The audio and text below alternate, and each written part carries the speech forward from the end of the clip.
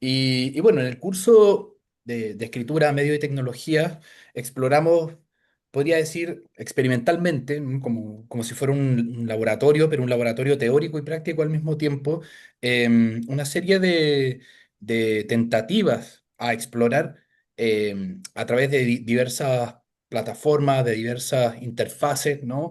Las distintas tecnologías relacionadas o vinculadas con la creación literaria, con la escritura. No solamente desde lo tecnológico, lo meramente tecnológico, lo digital, sino que también de las distintas conceptualizaciones del libro como objeto, ¿no? De cómo se puede tratar el libro también, más allá del empaste, de los capítulos, etcétera, etcétera. Y bueno, una de las primeras cosas, ¿no?, que vemos en esta clase, en este curso, tiene que ver con una pregunta, una suerte de desafío, ¿no?, que suelo hacer los estudiantes, de pensar la escritura o reflexionar en torno a la escritura más allá del escritorio, ¿no?, más allá del espacio que tradicionalmente utilizamos para reflexionar, para crear, ¿no?, y como laboratorio o como taller, ¿no?, de nuestros trabajos de creación. Hay otros espacios también en los cuales se puede encontrar vetas para seguir avanzando en nuestros proyectos creativos. Y claro, y ahí entra en juego también otras cuestiones muy importantes que tienen que ver con cierta responsabilidad, no solamente moral, ¿no?, que es lo que siempre se habla en relación al uso de la IA, sino que una responsabilidad también estética, ¿no?, como artistas o como creadores, en torno al uso de estas tecnologías, no solamente la IA, sino que todo tipo de interfase. Hay muchas formas, ¿no?, de escribir un libro. No necesariamente va a terminar impreso el libro. Puede convertirse en un interactivo, en una experiencia inmersiva. Y es como esas cosas que vemos en el curso. Una de las lecturas que revisamos en en el curso de escrituras, tecnologías y medios, es el libro La búsqueda del algoritmo de Ed Finn, publicado en el año 2018, ¿no? Su traducción en Alpha Decay, ¿no?, originalmente del 2017.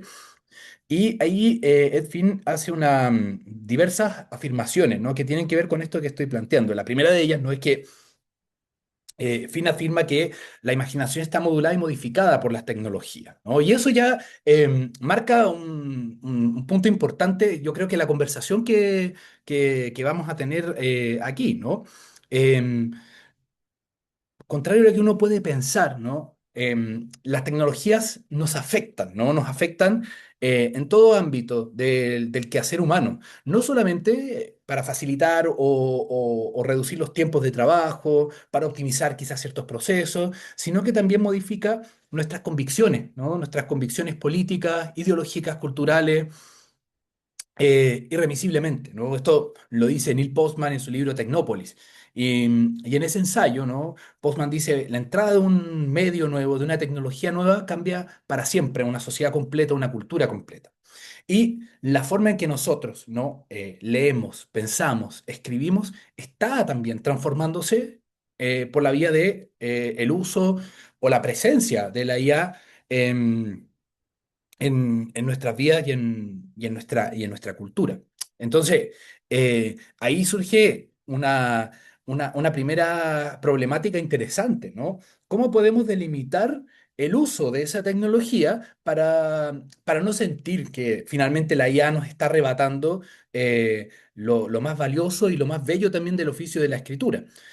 Hay circulando en internet muchas memes, ¿cierto? Y pantallazos, ¿no?, screenshots de un posteo que hizo un artista hace un par de años atrás relativo a esto de la IA, ¿no? Que decía, bueno, supuestamente la IA estaba creada para facilitar mi trabajo con las planillas de Excel, para procesos mecánicos, repetitivos, etcétera, pero la tengo pintando, escribiendo, haciendo imágenes y yo acá haciendo planillas Excel y trabajando, ¿no? Entonces, esa inversión es un problema también para Ed Finn, ¿no? Y para lo que queremos discutir acá. Y creo que tiene que ver también con otra reflexión que hace Ed Finn en su libro, que acá tengo la cita, ¿no? Él dice, podemos elegir entre construir la figura del algoritmo, ¿no? Él se refiere siempre al algoritmo, ¿no? Porque este libro es previo a la explosión de las IA, ¿no? Es del año 2017, imagínense. Pero parece que hablara proféticamente de esto. Podemos elegir, decía entonces, entre construir la figura del algoritmo como la de un dios al que adorar, o podemos elegir a un nuevo jugador, o sea, perdón, o podemos elegir ver a un nuevo jugador, colaborador e interlocutor en nuestros juegos culturales. Entonces él dice, me gustaría pensar, ¿no? Que lo que nosotros tenemos que tratar de hacer son estas humanidades experimentales, que involucren la tecnología, la incorporen, ¿no? Em, y que funcionen como una especie de colaborador o copiloto, ¿no? Dice, dice Ed Finn, ¿no? Y quizás ahí podríamos abrir la conversación, si te parece, Jesús. Y más adelante puedo traer a colación algunas otras notas que tengo de las reflexiones de Finn que nos pueden servir. Pero pienso que esta primera idea puede ser un buen punto de partida para hablar justamente sobre el proceso de escritura, ¿no? Estos dos caminos que tenemos, ¿no? Para ver a la IA, ¿cierto? A la inteligencia artificial, como una suerte de Dios omnipotente, ¿no? Al que adoramos y del cual dependemos y le pedimos recetas de cocina, le pedimos que nos ayude a organizar nuestra vida diaria o que nos lea el tarot o lo que sea, ¿no? O más bien buscamos acercarnos, ¿no? A un colaborador, a un interlocutor, ¿no? Y bueno, aquí quisiera darte la palabra, Jesús, ¿no? Para ya ir a cuestiones mucho más prácticas, ¿no? Relativas quizás a las distintas etapas de la escritura, al inicio de la escritura, al proceso mismo, ¿no? Durante el cual vamos trabajando en la escritura y después hacia el final. Y conocer tu opinión, que yo creo que también es lo que interesa a quienes nos acompañan acá. Yo también puedo aportar, ¿no? Mis propias reflexiones al respecto. Pero claro, en la creación, ¿no? ¿Hasta dónde podemos dejar, ¿no? Que esta IA sea un colaborador, ¿no? Sin que nos encontremos con el peligro de transformarnos en esclavos de ella, ¿no? Quizás primero partamos con la etapa previa, ¿no? En la preparación del manuscrito, en la preparación de nuestro proyecto de creación. Claro, sin duda es un tema ineludible ahora, o sea, no podemos disociarnos de la irrupción de la inteligencia artificial. Ojo con la palabra irrupción, ¿no? La IA irrumpe, ¿ya? En el fondo es como, es muy poético también el sentido de la irrupción de la inteligencia artificial en el sentido de que desestabiliza, ¿no? Nuestro entendimiento o nuestra forma de ver el mundo y por supuesto, esto involucra directamente nuestros procesos creativos, porque el proceso creativo, sabemos que dentro de las habilidades del pensamiento, la creación es la habilidad más compleja, ¿no? Ya Bloom establecía ahí, ¿cierto?, eh, digamos, su categorización de habilidades. Ahora, lo interesante de la IA no es la discusión, creo yo, sobre sobre su implicancia o sobre, digamos, o la forma en que se impone ante los procesos creativos. Porque yo creo que la inteligencia artificial o la inteligencia artificial generativa, como el caso, ¿cierto?, de ChatGPT, es más bien una herramienta, ¿no? Que nos está acompañando. Pero no es tan sencillo decir tampoco que es una herramienta, ¿no? Porque esa herramienta también se traduce, ¿no? A ciertos niveles de creación y hasta cierto punto, hasta cierta dependencia, como bien tú decías, Julio, antes, la dependencia y la tecnología. Antes de la inteligencia artificial, hace un par de años, imagínense lo vertiginoso, ¿cierto? Que ha sido el desarrollo y la incorporación de la inteligencia artificial en nuestro quehacer académico, creativo, cotidiano, etcétera. Pero hace unos 3 4 años cuando no existía todavía esta naturalización, ¿cierto?, de la IA en nuestras vidas, aún así, aún así, ¿cierto?, nuestros procesos creativos estaban eh, muy arraigados o dependían mucho también de la tecnología. Aquí quiero citar a Juan Villoro, con un libro espectacular que publicó en el 2024 que se llama No soy un robot, la lectura y la sociedad digital, donde él señala lo siguiente. Obviamente, los objetos se pueden poetizar tanto como las cosas naturales. Lugones habló del árido camello y Villarrutia de la pecosa pera. Y en la zona de los objetos inanimados, Vicente Huidobro encontró que los ventiladores eran aeroplanos del calor. Y Gómez de la Serna describió al tenedor como la radiografía de la cuchara. Pero los aparatos se resisten al elogio llano. Podemos decir que una piña es sabrosa o que un caballo tiene una buena estampa sin ofender al sentido común.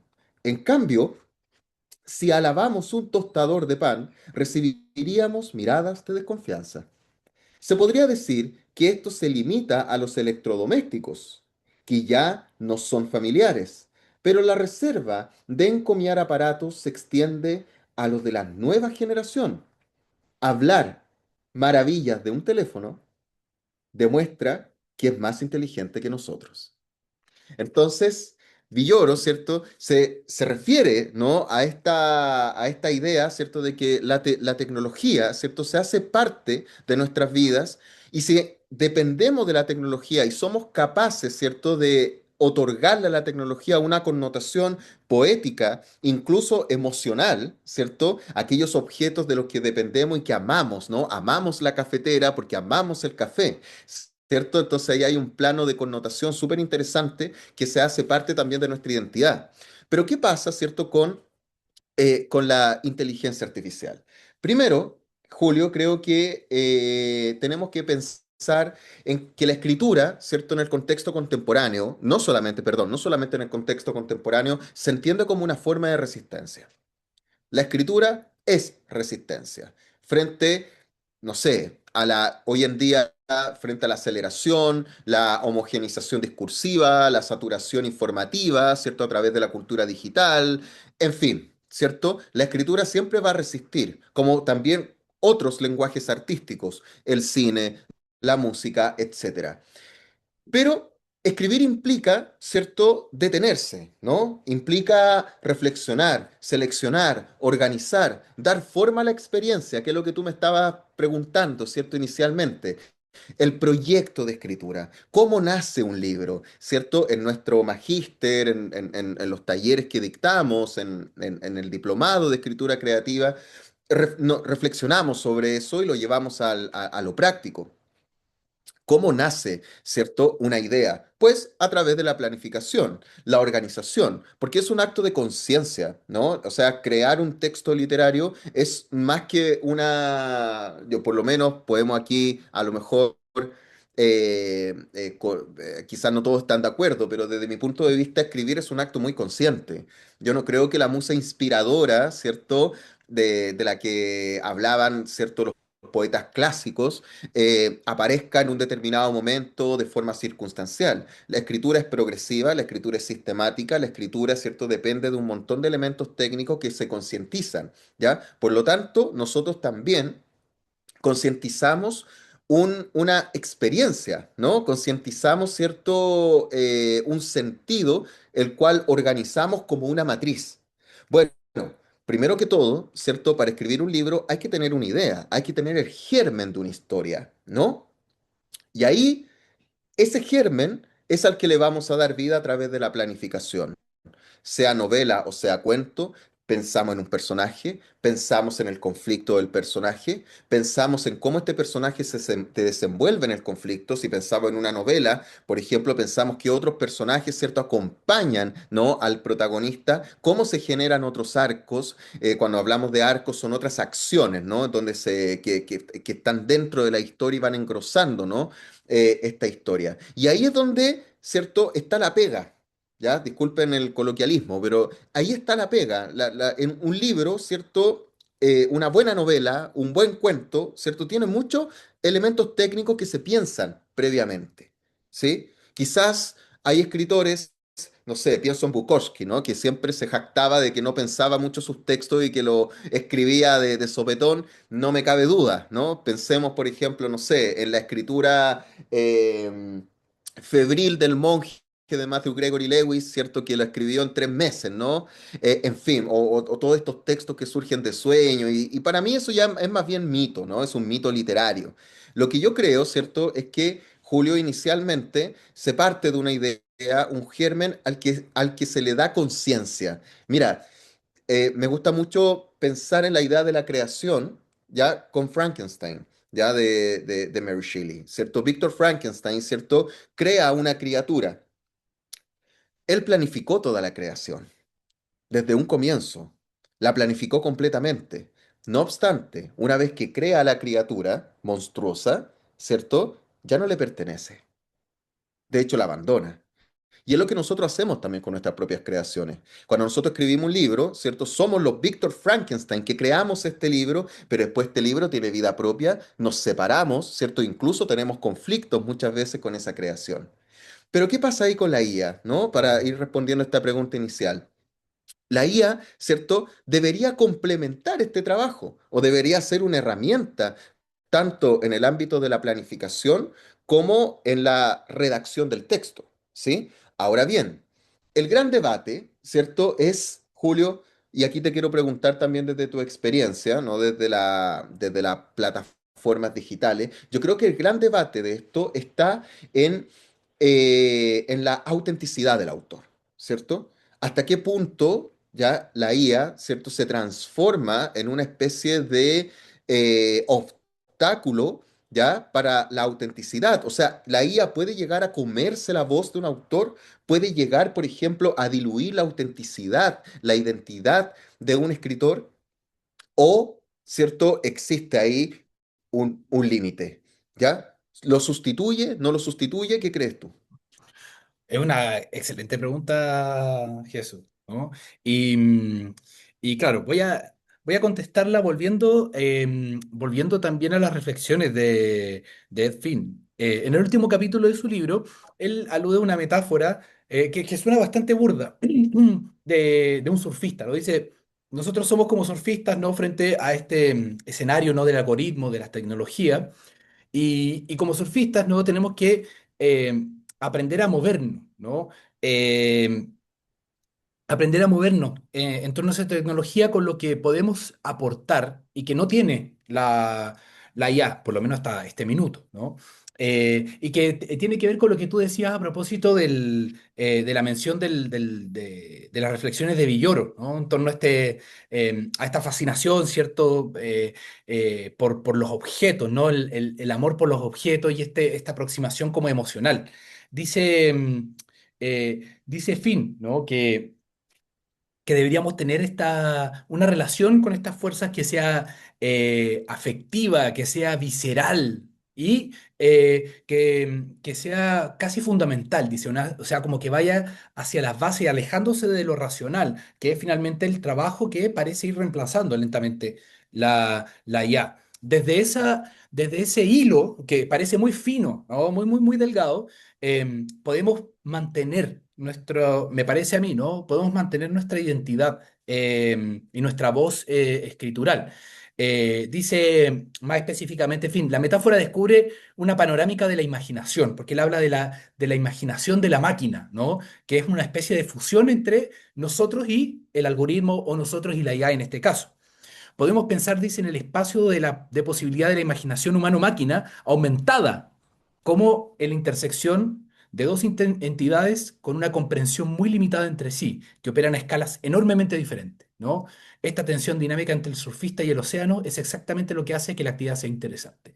Eh, Me parece a mí, ¿no? Que el trabajo que hagamos con la IA debe ser siempre con esa entrega, pero una entrega cautelosa del surfista, ¿no? Que no termina ahogado o no termina quebrado por la ola porque sabe elegir también, ¿no? La corriente o la conoce más o menos.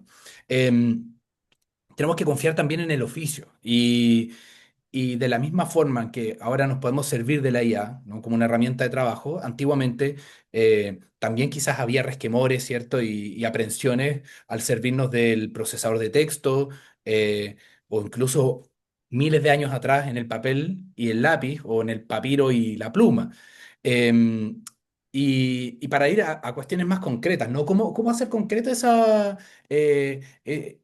balance o ese equilibrio, ¿no? Desde mi perspectiva, de nuevo, ¿no? Y mi experiencia. Quizás trabajar con la IA buscando o preguntándole sugerencias, ¿no? Acerca de nuestras propias propuestas estructurales, ¿no? En este proceso previo a la escritura. Modelar quizás nuestro arco o nuestra línea de tiempo y a ir trabajando, dialogando con la IA en función de, eh, por ejemplo, ¿no? Preguntarle en base a, qué sé yo, a las unidades aristotélicas, no narrativas, eh, ¿cómo podríamos traslapar o optimizar el desarrollo de este arco, ¿no? Cosas así, que me parece a mí no implican una intervención directa de la IA, no implican una entrada tan profunda o tan invasiva, ¿no? En nuestro propio proceso de creación, sino que un complemento. Y, y ya ahora te cedo ahí la palabra también, Jesús, pensando en otra cosa que habías dicho que me pareció muy interesante, en relación a la creación, ¿no? Que yo creo que ese otro rasgo distintivo. Tú decías, bueno, la creación es uno de los procesos más complejos, ¿no? Que alcanzamos en el aprendizaje, ¿cierto? Y ahí me acordé de Nabokov, ¿no? Del escritor, que en sus lecciones de literatura rusa, él refiriéndose justamente a la comparación entre la literatura rusa, soviética y la norteamericana, le decía a sus estudiantes de Cornell, ustedes son muy afortunados, ¿no? Porque viven en un país que es libre, que se puede pensar libremente, que se puede crear, ¿no? Que se puede, sin necesidad de hacer una cosa más panfletaria o política. Y porque él, bueno, él iba por esa línea, Nabokov, ¿no? Políticamente. Y entonces él decía, el principal valor, ¿no? que él veía en ese contexto era que se valoraba muchísimo dos libertades fundamentales, la libertad para crear y la libertad para criticar, ¿no? En la universidad. Si nosotros nos aferramos a esas dos libertades, me parece a mí, podemos navegar y surfear, ¿no? De forma muy elegante con la ayuda o con el uso de estas tecnologías. Entonces, bueno, pensando en eso, ¿no? Ahí más concretamente, no sé, Jesús, si tienes como algunas sugerencias o ideas Sí. para surfear, ¿no? En este proceso de esquematización, de preparación, ¿no? Yo tengo también ahí algunos consejos más que podría agregar, pero después. Sí, claro, no, no, de todas maneras, y de hecho la charla poco a poco es llegar hasta ese punto, Ujú. pero es bien importante señalar que la inteligencia artificial en ningún caso sustituye al autor, por algo obvio, ¿no? Porque la inteligencia artificial no tiene la experiencia, la intencionalidad, la biografía, la mochila, ¿no? Cultural y de experiencia vivencial que cada escritor tiene. Y yo creo que la autoría, la autenticidad de una voz tiene que ver mucho con que esa voz es la proyección de lo que realmente somos, de nuestra experiencia. Eso es totalmente insustituible, ¿no? En ningún caso. Por eso, lo primero, ¿cierto? Es, yo creo que antes de pensar en esta herramienta como un acompañamiento para el escritor, es pensar, bajar, quitar este prejuicio, ¿no? De que la inteligencia artificial es prácticamente un demonio que nos va a quitar, nos va a poseer, ¿no? Nos vamos a hacer dependientes de él y que va a mermar, ¿cierto? Nuestra capacidad, nuestra habilidad creativa, sino más bien hay que entenderla como una herramienta, ¿no? Del proceso creativo.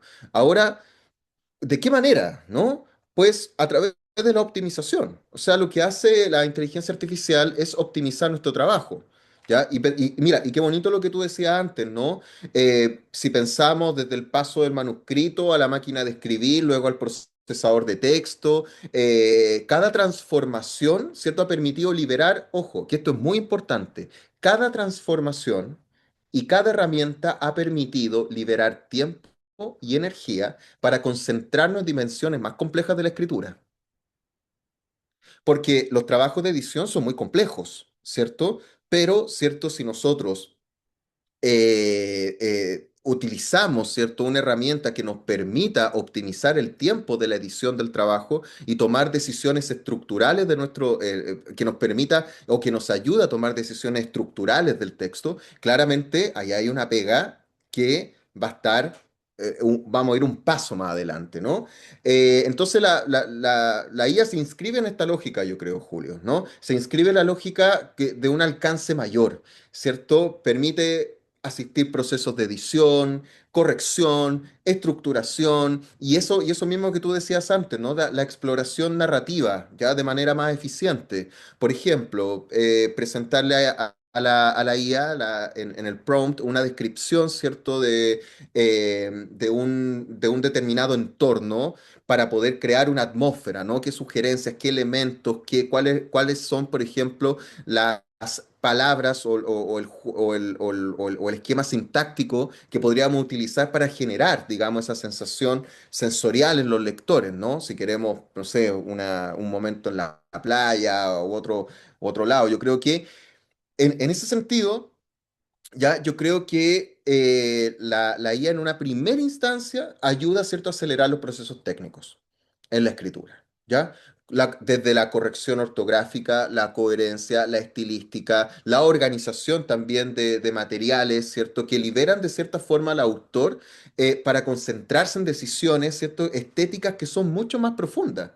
¿Ya? No solamente nos liberan de alguna manera, ¿cierto? De estas primeras capas, que son capas que nos entorpecen mucho la escritura, ¿no? Entonces yo creo, Julio, que en una primera instancia, obviamente hay cosas que vamos a ahondar un poquito más, pero primer escenario sería ese, ¿no? Primero, entender que la IA en ningún caso, aunque, mire, incluso aunque ocupemos la IA todos los días para cualquier tarea práctica, para cualquier tarea cotidiana, jamás va a sustituir lo emocional, ni tampoco, ¿cierto?, va a influir significativamente en nuestras decisiones, ¿cierto?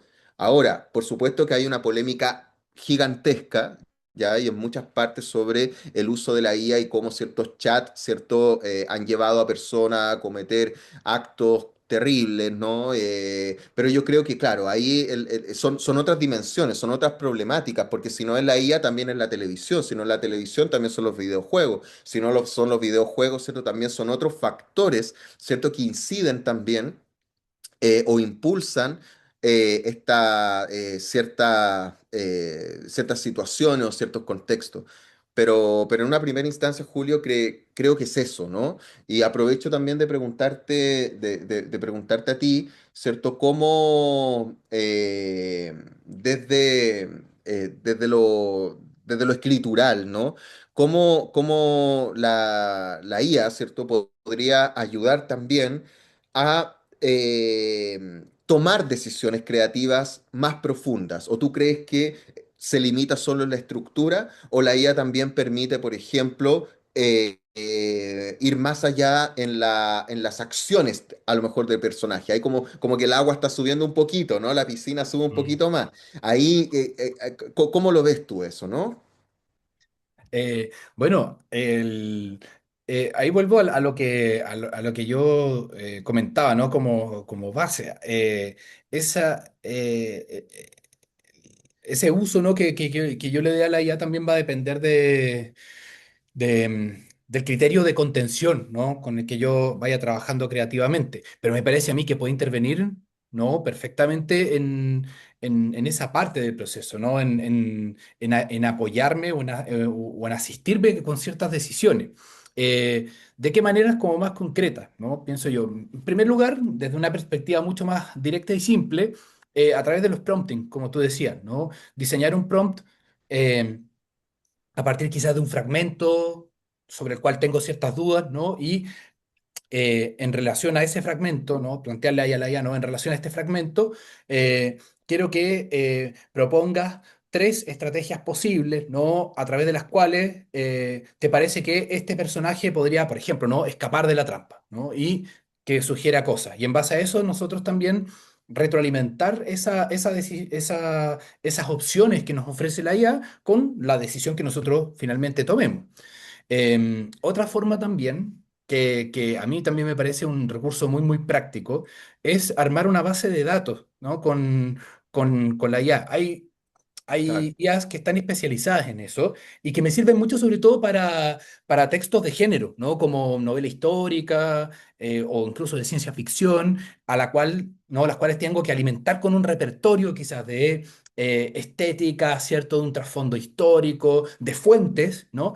Y hay aplicaciones como por ejemplo el Notebook LM, que ahí lo puse en el chat de Google, que sirve justamente para eso, como una suerte de repositorio donde puedo subir PDFs, ¿no? Con, qué sé yo, artículos académicos, fragmentos de libros, textos, etcétera, y conversar con esa IA como si fuera una especie de bibliotecario, pero que está circunscrito solamente a esos textos.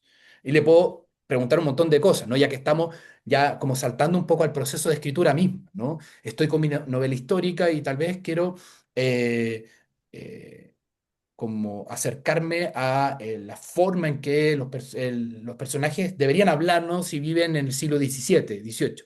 Consigo textos de esa época, no sé, pues memoria chilena, qué sé yo, en el proyecto Gutenberg, y le digo a la IA, quiero que me transcribas esta frase, le pongo una frase en el léxico de esta época, ¿no? Que está ahí en tu base de datos. Y me puede devolver esa información. Pero ahí vuelvo, ¿no? Toma decisiones importantes la IA. Sí, pero no está creando. Simplemente me está sugiriendo cómo debería tomar el curso yo de la decisión que estoy pauteando para esa IA. Entonces, me parece a mí, ¿no? Que el camino es siempre mediar, guiar, ¿no? A la IA. Esto recordemos también, ¿no? Que el ChatGPT, el Claude, el Perplexity, el Gemini, todas estas IA son modelos de lenguaje, ¿no? Son LLM, ¿no? Y por lo tanto no son cerebros, no son conciencias, ¿no? Como la nuestra. Y por lo tanto hay cuestiones que definitivamente no intervienen, ¿no? En el proceso supuestamente racional de esta IA. Es más bien una respuesta espejo, ¿no? La IA, el resultado que me da la IA. Y ese espejo va a reflejar siempre lo que yo diga, lo que yo quiera, ¿no? Y pueden hacer la prueba siempre, ¿no? La IA siempre va a tratar de complacerme discursivamente. Y por lo tanto, si voy a trabajar con ella en lo creativo, ¿quién tiene que ser crítico? ¿Quién tiene que ser suspicaz? Soy yo, porque la máquina no lo va a hacer. Entonces, ahí me parece que hay una clave también fundamental. Última cosita, ¿no? Última cosa que me parece muy importante tenerla muy presente, ¿no? Y de nuevo, a propósito de algo que decías muy bonito, ¿no? Hace un rato atrás, Jesús, al referirte a la escritura como una resistencia, ¿no? Tenemos que pensar siempre el oficio y la escritura como resistencia. Y una resistencia en la cual reside lo que nos hace humanos y lo que nos define como seres humanos, ¿no? Dice Finn, ambigüedad, disonancia, interpretación, afecto. Estos son los campos de juego de la investigación humanística y artística. Ahí estamos nosotros.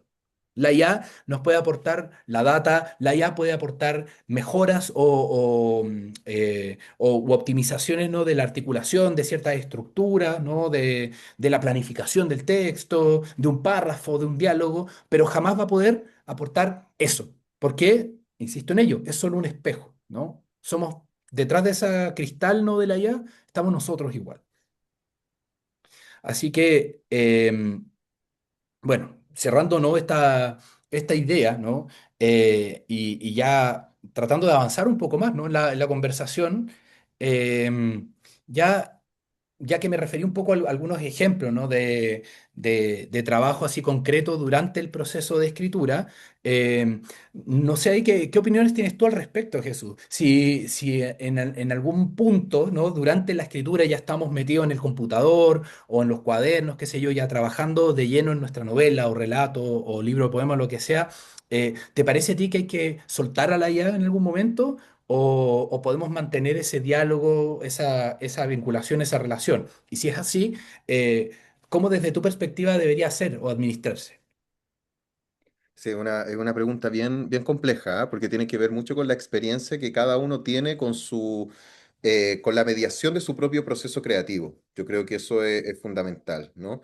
Ahora, claro, O sea, en una primera instancia nosotros hablamos del prejuicio hacia la IA, ¿no? El prejuicio, que esta demonización, ¿cierto? Que es una demonización históricamente constante en todos los cambios socioculturales relacionados con las tecnologías, no es algo novedoso. De hecho, la lectura también, ¿cierto? La lectura a través de los dispositivos electrónicos también se ha visto, también hay prejuicio, ¿no? Al acto de leer por un Kindle, con un celular, directamente en el computador, porque claro, la experiencia del libro físico, ¿cierto? Se reemplaza por esta imagen tecnológica, pero en el fondo no creo que lo importante sea el objeto material en estricto rigor, sino también la concentración, la elaboración de un sentido, la lectura implica también un tiempo, y el libro físico es lo mismo, ¿no? O sea, yo no veo ahí como que hay una gran diferencia. Lo que cambian son, por supuesto, los contextos. Hay una dimensión distinta, ¿no? Pero la IA, ¿cierto? También dialoga un poco con eso, ¿no? Con la idea de las dependencias. Ahora, yo creo que la IA, como cualquier otra tecnología, ¿cierto? También nos hace perder el sentido de la realidad hasta cierto punto. Y aquí no estoy hablando, digamos, de que nos volvemos locos o algo por el estilo, sino que nos referimos también a cierta tendencia, ¿no? A la dependencia de ciertos procesos, ¿no? Tecnológicos. Por ejemplo, desde que yo no puedo, pensemos en esto, ¿no? Yo no puedo comer o sentarme a almorzar o sentarme a cenar si no tengo la tele prendida, por ejemplo, ¿ya?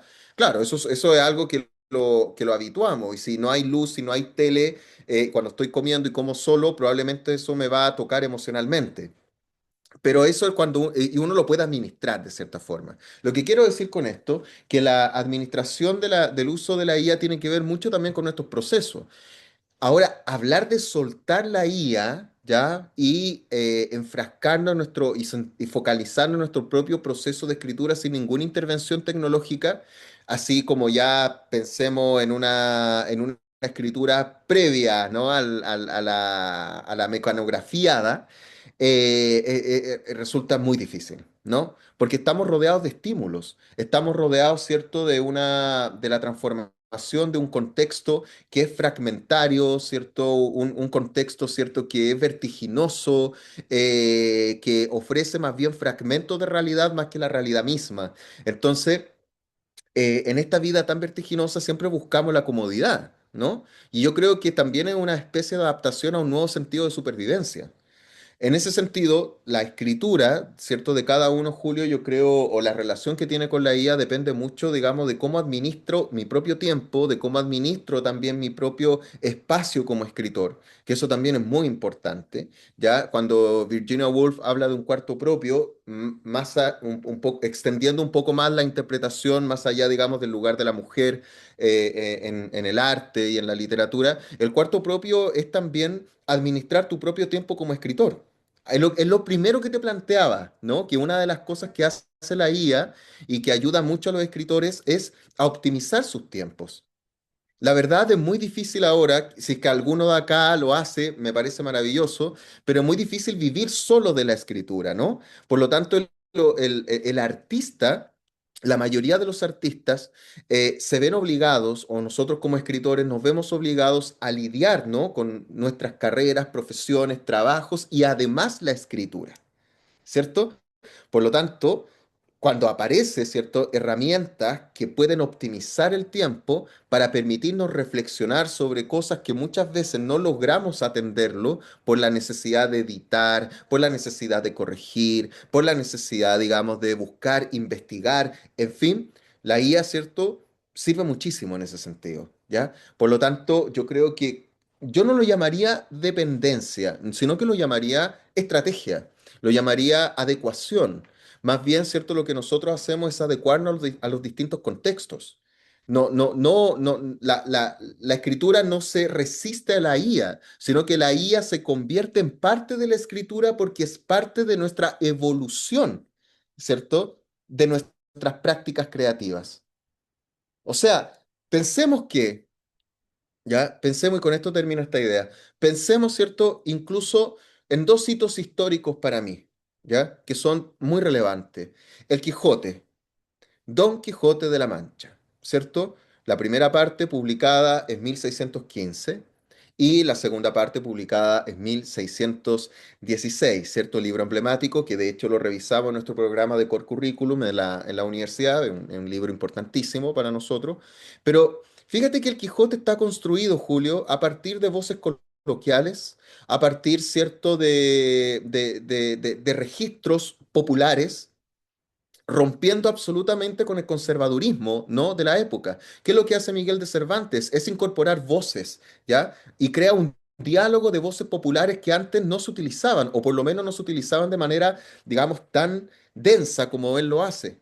Entonces ahí, claro, estamos anteponiendo la voz popular coloquial que era demonizada en aquel tiempo para crear una obra radicalmente distinta. Y lo mismo pasa, por ejemplo, con el otro hito histórico que es el urinario de Marcel Duchamp, ¿cierto? El famoso, ¿cierto?, urinario de Marcel Duchamp también, ¿cierto?, nos lleva a una experiencia, yo diría, algo similar, ¿no? En el sentido de que la, estamos frente, digamos, a un acto revolucionario, esta fuente, ¿no? Que, que se monta, ¿no?, en 1917 en una exposición en Nueva York, ¿cierto? Se expuso en un lugar, este urinario, ¿cierto? Y sabemos para qué sirve un urinario, pero al insertarlo dentro de un contexto artístico como es un museo, obviamente se transforma en una nueva obra. ¿Por qué no hoy en día entonces la tecnología como la inteligencia artificial no nos podría, ¿cierto?, proporcionar nuevos elementos, nuevos lenguajes, nuevas formas, ¿cierto?, de mostrar el arte? Y sí, perdón, se me fue el micrófono.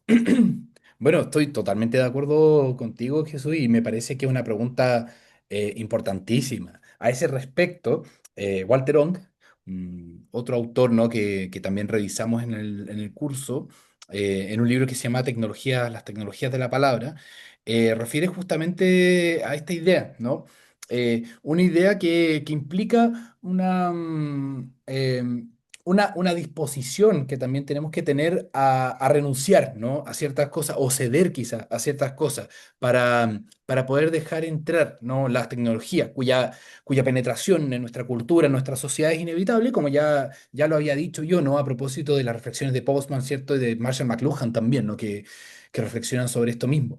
Es imparable la tecnología, imparable la máquina, y va a penetrar, ¿no?, en todo ser humano, lo ha hecho ya la IA. Entonces, Ong dice que en este proceso evolutivo, ¿no?, de las tecnologías de la palabra, desde la oralidad, pasando por la escritura hasta lo digital, siempre ha existido también esa necesidad de renunciar a algo, ¿no? Dice ahí no tengo la cita acá a mano, ¿no?, pero es muy bonito lo que dice Ong, ¿no? Tenemos que morir un poco, ¿no? Para poder persistir o mantener la vigencia de ese proceso. Tenemos que estar dispuestos a morir un poco también, ¿no? Al renunciar a la oralidad como el canal principal de comunicación en la antigüedad, también tuvimos que dejar morir ciertas variaciones o ciertos matices relativos a la oratoria, ¿cierto? Y a la comunicación por la voz, ¿no? Que claro, persistieron en algunas prácticas muy acotadas, pero ya no estaba masificado. Luego, a través de la escritura, claro, pudimos acceder a una memoria mucho más vasta, a mantener, ¿cierto?, durante siglos, ¿no? Un pensamiento que se podía transmitir de generación en generación, y luego ya con lo digital, la masificación y la democratización, ¿no?, de todo ese conocimiento, ¿no? Al menos desde un punto de vista como de lo que esperaríamos, ¿no?, de lo que nos podría aportar Internet. Y claro, y en ese sentido el ejemplo de Cervantes también me parece muy pertinente. Cervantes tenía muy clara esa idea, ¿no?, de que había que dejar morir ciertas cosas para poder seguir avanzando y poder seguir abriendo paso a otras cosas, ¿no? Claro, no es tecnología, pero sí es otra cosa que tiene que ver con las tecnologías, ¿no? Que refiere a Henry Jenkins con el concepto de la convergencia cultural, ¿no? la novela de Cervantes Quijote es una novela convergente. Es una novela convergente en el sentido en que aparecen diversos artefactos culturales que se juntan para poder resignificarse y crear algo nuevo, ¿no? En el uso de la IA, me parece a mí, ¿no? Y ahí acompañando también la reflexión de Jesús, tenemos que ser convergentes, ¿no? Tenemos que actuar de forma convergente, dejando entrar a la IA en nuestras actividades, pero sin sacrificar del todo, ¿no? Nuestro rol ahí. Justamente para establecer esa convergencia, ¿no? Que estoy refiriendo acá. Dejar morir quizá algunas cosas para poder ganar tiempo, para poder optimizar ciertas cosas, pero no soltar totalmente la rienda, ¿no? Quizás ahí podríamos modernizar ese consejo que daba Ward en sus talleres, ¿no? De escritura de cuentos, ¿no? De andar siempre a media rienda. Y quizás esa media rienda también la podemos aplicar al uso de la IA, ¿no? Y ahí, bueno, vuelvo a pasarte la pelota, Jesús, en función justamente de esta idea de la media rienda. Em, Claro, ahí tú decías que hay distintos matices, ¿no? Para soltar la IA o para aferrarnos más a ella, que puede haber cierto grado de dependencia, pero que tenemos que tratar de hacernos conscientes de él y todo. Em, pero quizás como pensando más concretamente, ¿no? En el mismo proceso de escritura, ¿cómo, cómo se te ocurre o cómo desde tu experiencia también, no sé si ahí tú también has trabajado con la IA durante el proceso de escritura y todo, te has encontrado con quizás con ciertos trucos o con ciertas estrategias que podrían ayudar, ¿no? A compaginar estos dos cerebros, ¿no? El cerebro natural, creativo, y el cerebro artificial, que sistematiza, optimiza, resume, arregla y en el fondo acelera quizás ciertas cosas.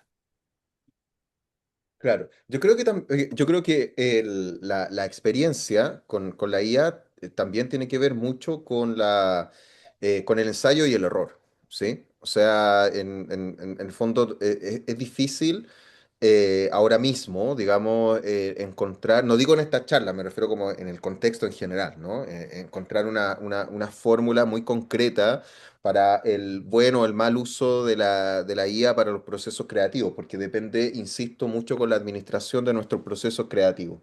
Pero para lo que yo me he apoyado en en la IA, ¿cierto? Es para optimizar insisto, ¿no? Los procesos técnicos, más bien, ¿no? Por ejemplo, la detección de redundancias, inconsistencias, problemas en la claridad, que antes, por ejemplo, requerían múltiples revisiones manuales. La IA, ¿cierto? Es capaz de detectarlas con mayor facilidad. En otras palabras, aquellas falencias, ¿cierto? De redundancia, inconsistencia, ¿cierto? Que puede identificar un editor con tu manuscrito, ahora la IA a lo mejor lo puede editar, lo puede, digamos, encontrar con mayor facilidad. Esto tampoco significa que reemplaza a la IA, porque eso lo he escuchado también, que la IA puede reemplazar al editor, la pega del editor, pero eso es imposible, porque también... La pega del editor no es solamente corregir el texto, sino que también es intervenir el texto junto con el autor. ¿Para qué?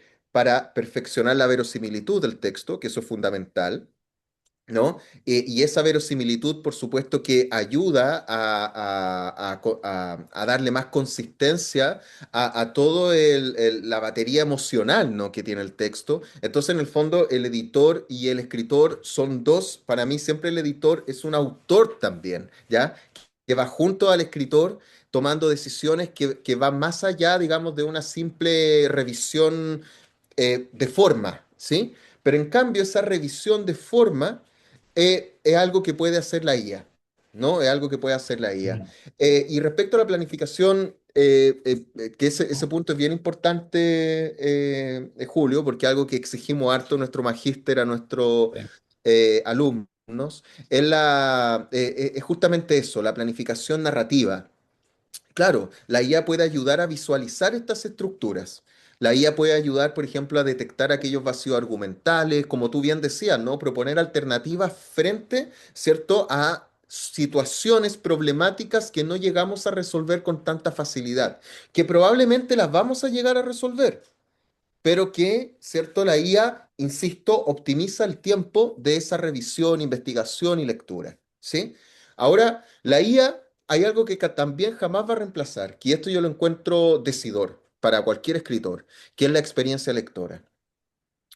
Como bien cuando se le pregunta, ¿cierto? A Stephen King, mientras escribo, ¿cuál es la fórmula, ¿no? Para escribir tanto? ¿O cuál es su fórmula para escribir? Stephen King dice que un escritor tiene que leer más de lo que escribe. ¿Cierto? Y en el fondo nuestras referencias, ustedes se habrán dado cuenta que Julio y yo citamos a hartos escritores, pero bueno, son nuestras referencias lectoras. Y esas referencias lectoras crean en cada escritor una identidad cultural y artística que jamás va a ser reemplazada por la IA. Por lo tanto, nuestras decisiones o nuestras propuestas creativas que sometemos a juicio, ¿cierto? Con la IA, ¿ya? Son propuestas creativas que emanan de nuestra propia experiencia como lectores y nuestra formación también como lectores. Por lo tanto, ¿cierto? No hay en ningún caso ni una suplantación, ningún reemplazo. De hecho, y acá Julio bien lo sabe, ¿no? Que cuando nosotros trabajamos con la IA, con nuestros estudiantes, por ejemplo, de los cursos de pregrado de escritura argumentativa, que no es literatura, pero es escritura académica, también los sometemos a los textos a revisiones de esta índole y jamás, ¿cierto? Esto va a reemplazar o suplantar la escritura original del alumno. Todo lo contrario, lo ayuda a seguir encontrando aquella voz que muchas veces es difícil, ¿no? Tomarla. ¿Ya? Cuando se dice tradicionalmente, ¿no? En los talleres literarios, no, tú tienes que encontrar tu voz, tu voz, tu voz, aquí no veo tu voz. Y uno dice, pero ¿cuál es mi voz? ¿Cierto? Es lo mismo que decir, no sé, en actuación, oye, no, es que no tienes energía, pero ¿qué es eso? ¿Ya? Bueno, eso se traduce, ¿no? A través de elementos técnicos que la IA puede ayudar, ¿no? A modelar de mejor manera, Julio. Sí, no, me parece que es muy clara, ¿no? La respuesta y no agregaría nada más, ¿no? Más bien complementaría esta idea, ¿no? Que en el fondo yo creo que ha conducido toda esta conversación, ¿no? De la IA como un complemento, como una suerte de copiloto, ¿no? De compañero de trabajo en la creación, y nunca protagonista, y que en el fondo también nos puede remitir a una reflexión que hace otro filósofo, un filósofo francés, se llama Nicolas Bourriot, a propósito del arte contemporáneo, ¿no? Y digo, nos remite a esto mismo, ¿no? Que en el fondo es una práctica que ya está profundamente imbricada, ¿no? En nuestra cultura. Que es la postproducción, ¿no? La escritura también no tiene esa fase de postproducción. Estamos escribiendo, planificamos, ¿cierto? Después escribimos y luego pasamos a la postproducción. Y claro, a propósito, ¿cierto? Y en sintonía con lo que tú planteabas, Jesús, el uso de la IA, ¿no? Parece estar vinculado justamente con esa postproducción de la escritura, ¿no? La postproducción. Claro, Sigue claro. siendo mía, sigo siendo yo el autor, sigo siendo yo el creador, pero estoy sometiendo esa creación también a una revisión que voy supervisando, ¿no? Y que voy trabajando y retroalimentando con la tecnología. Y claro, obras de postproducción, ¿no? Que menciona Borges son, por ejemplo, la que tú mencionaste, el Mingitorio de Duchamp, ¿no? El urinario. Es también una obra de postproducción, porque resitúa un objeto en otro contexto, ¿no? Que es un museo, etcétera, y la convierte así en una acción artística o propicia un efecto estético. Entonces, de la misma forma, nuestro manuscrito, nuestro trabajo en proceso, también puede pasar por esta postproducción sin perder, ¿no? Esa aura, ¿no? Esa función aurática de la obra artística, a pesar de que haya manos electrónicas o manos robóticas metiéndose en en ese texto. Sí.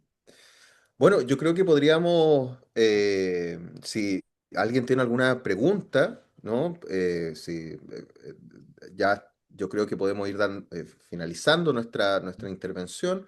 Si alguien acá tiene alguna pregunta, alguna duda, algo que deseara compartir, encantado de conversar, contrastar ideas, también en sus propios procesos, en sus propias inquietudes también sus propias experiencias. No sé si alguien tiene alguna duda al respecto. Sí. Pueden ahí usar el micrófono o el chat también, O el chat si, también, claro, si no sí. quieren, si, si no tienen ganas de hablar. Aquí hay una Mabel, mano levantada, sí. Gracias. No me parece muy interesante lo que han conversado y me parece,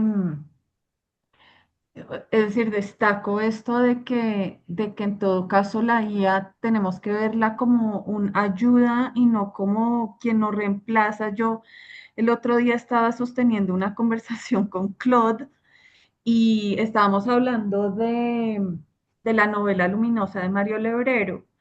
Y entonces hay un fragmento en esa obra que habla de él, que se, situándose, digamos, en la mirada de una avispa, y yo le hago una pregunta concreta a Claude sobre eso, y Claude me aclara, mira, yo no puedo entrar al texto directamente, o sea, yo me nutro es de lo que hay en la web, pero yo no entro directamente a los textos, no puedo.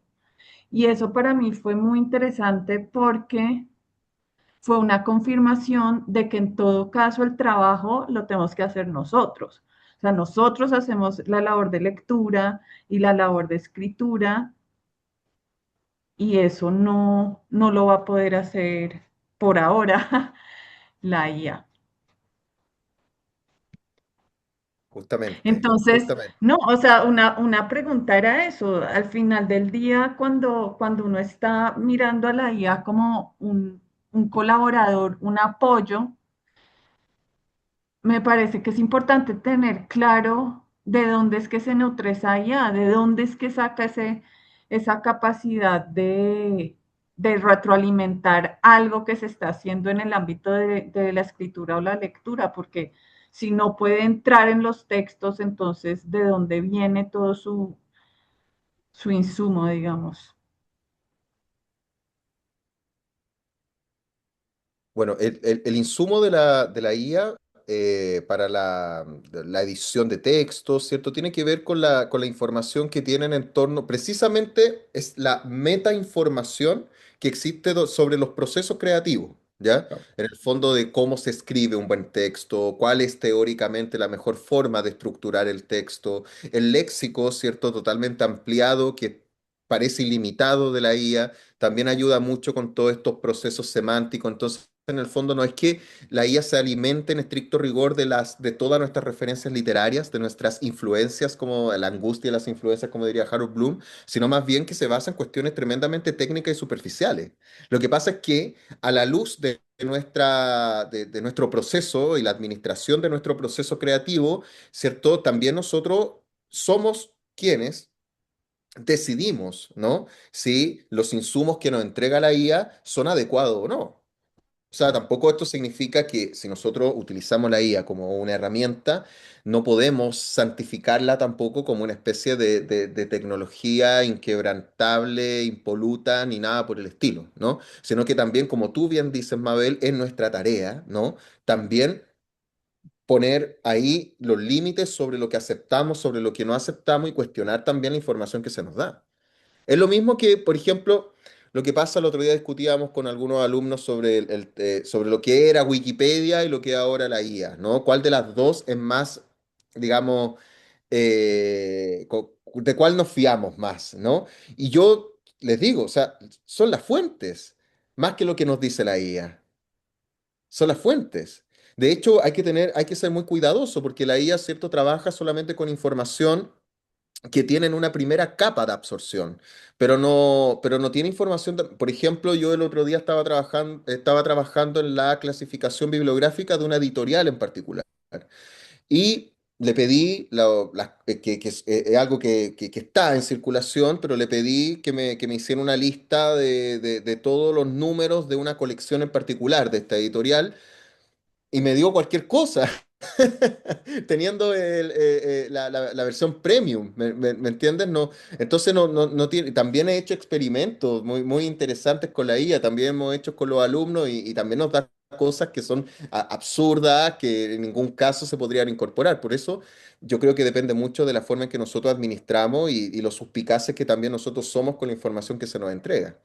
No sé, Sí. Julio, ¿tú qué Bueno, opinas? bueno, esas son precisamente las alucinaciones de las IA. Claro, Hay claro. que entender también que, de nuevo, son modelos de lenguaje, eso es lo que son modelos de lenguaje. Por lo tanto, es un programa que imita la articulación como predictiva y estadística de un paradigma gramatical que diseñó originalmente, ay, ¿cómo se llamaba este lingüista? No me acuerdo de la gramática generativa. De ahí salen los árboles cognitivos de los primeros programas, ¿cierto? De los protoprogramas de las IA. Y por lo tanto, ¿no? Y ahí también complementando la respuesta de Jesús, ¿cierto? Y a la pregunta de Mabel, es un tema de input y output, ¿no? El input que tenga esa IA va a depender, o sea, va a definir el output, ¿no? El producto que saca de ahí. Entonces, no puedo esperar que me responda todo, ¿no? Y ahí vuelvo a la cita de Ed Finn. O elegimos verlo como un dios al que tenemos que adorar a la IA, que me parece un error garrafal, Sí, o como una especie de complemento, ¿no? Un complemento que no es para acompañarnos en el camino, ¿no? Como un amigo fiel que, que nos escucha, ¿cierto? Y nos responde, porque de nuevo es un espejo nomás, ¿no? Sino que como un complemento, como una extensión de nuestro cerebro, nuestra mente, y que potencia nuestra memoria, potencia nuestra capacidad para trabajar, potencia nuestro alcance, ¿no? En el trabajo con distintas fuentes, etcétera. Y en ese sentido, eh, podemos hacer eco de la reflexión que hacía Marshall McLuhan a propósito de las tecnologías y los medios, ¿no? Como extensiones de nuestros sentidos, como extensiones de nuestras funciones, ¿no? Básicas, de la visión, del oído, del habla, etcétera. no sé si hay otra pregunta. Vamos ya a la última pregunta para cerrar la conversación. Bien. Bueno, si no hay más preguntas, comentarios, quisiéramos darle las gracias por participar en esta conversación. Esperamos, ¿cierto?, que nuestras reflexiones a partir de nuestros estudios y nuestras prácticas escriturales les haya servido. Los invitamos a revisar el programa de diplomado en escritura creativa y el magíster en escritura creativa. Aún están abiertas las postulaciones. Así que les agradecemos su interés y por supuesto los invitamos a seguir explorando y escribiendo. Sí. A ver, bueno, me sumo aquí a las palabras de Jesús. Aquí agrego en el chat el link al programa para que también lo revisen. Y bueno, extiendo también la invitación al programa de escritura, al diplomado, al magíster en escritura creativa. Encontrarán ahí, bueno, mucho más, ¿no? Que lo que alcanzamos a discutir en este breve espacio.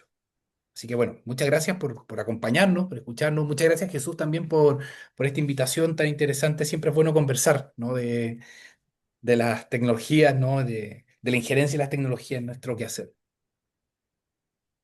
Muchas gracias a ti, Julio. Y sí, está grabado, así que les van a enviar la grabación. Bueno, que estén muy bien, cuídense mucho, que tengan buena tarde.